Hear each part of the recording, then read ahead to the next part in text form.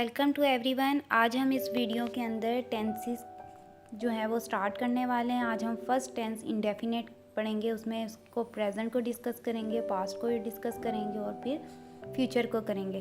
तो सबसे पहले हम इसका मतलब समझ लेते हैं। प्रेजेंट कहते हैं हाल, जो अभी अभी हम करते हैं, यानी जो हम अभी अभी जो भी काम हम अपने मौजूदा ज़माने में कर रहे हैं उसको हम कहेंगे प्रेजेंट। इंडेफिनेट टेंस, इसका उर्दू में मतलब है फ़ेल, हाल, मुतलिक।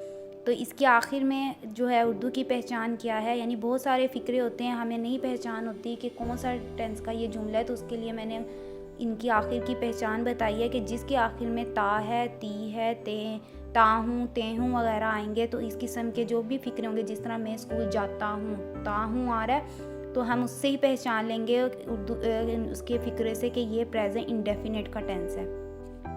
तो ये इसकी इंग्लिश के अंदर डेफिनेशन पढ़ लेते हैं। It is use to express an action in present time which is usually done on a regular basis, यानी जो हम रोज़ के काम में कर रहे होते हैं। तो ज़माने हाल में कोई काम हम बार बार करते हैं या कोई और करता है, इन कामों को बयान करने के लिए हम इस टेंस को इस्तेमाल करते हैं। अब इसमें हम लोग क्या करते हैं, एडिंग करते हैं एस और एस का इन सिंगुलर नाउन, यानी जब भी हम सिंगुलर नाउन का मतलब है ही, शी, इट या कोई भी पर्सन का नाम या कोई भी सिंगुलर नाउन होगा, उसके साथ हम वर्ब के साथ एस या ई एस का इजाफा करेंगे।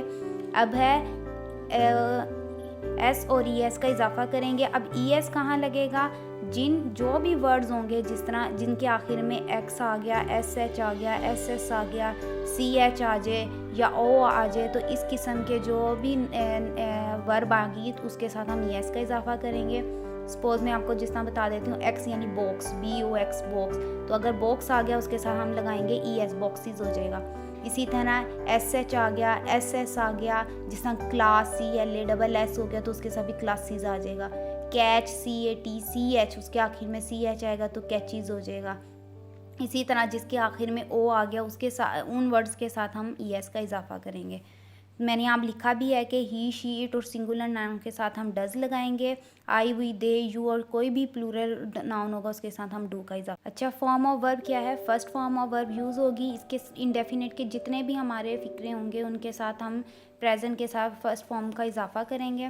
फिर क्या होगा, इसका स्ट्रक्चर क्या है, सबसे पहले सब्जेक्ट यही होते हैं, ही, शी, इट, आई, वी, दे, वो उसके साथ फर्स्ट फॉर्म ऑफ वर्ब जो है अकॉर्डिंग टू सब्जेक्ट। अगर सब्जेक्ट सिंगुलर होगा तो फिर एस और एस का इजाफा करेंगे वर्ब के साथ।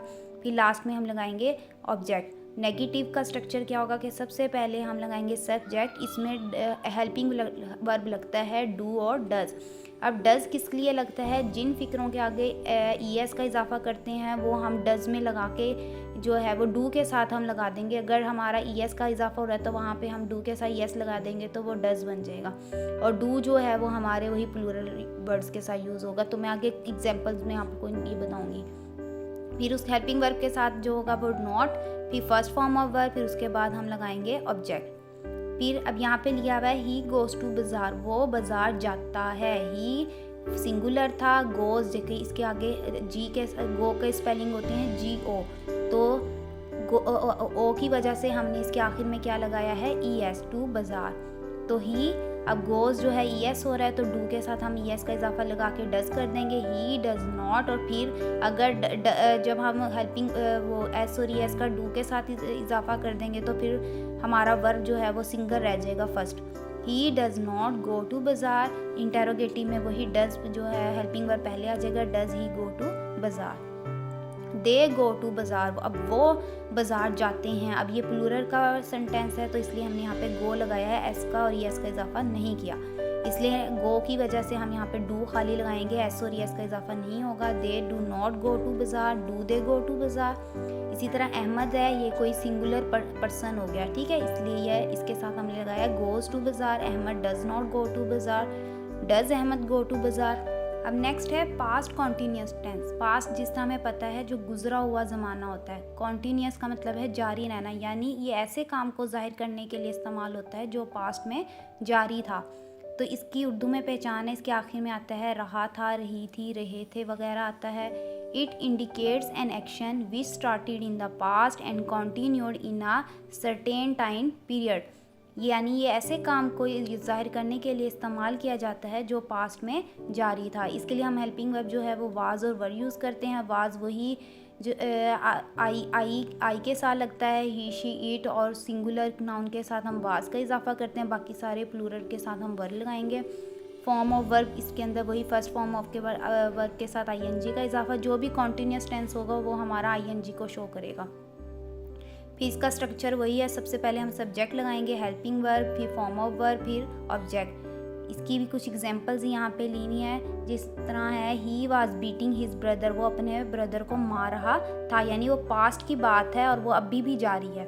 The boys were trembling with fair, यानी जो लड़का था वो डर से कांप रहा था। आई वाज ईटिंग फूड, मैं खाना खाता हूँ। नेगेटिव सेंटेंसेस के लिए he was not beating his brother, the boys were not trembling with fair, I was not eating food.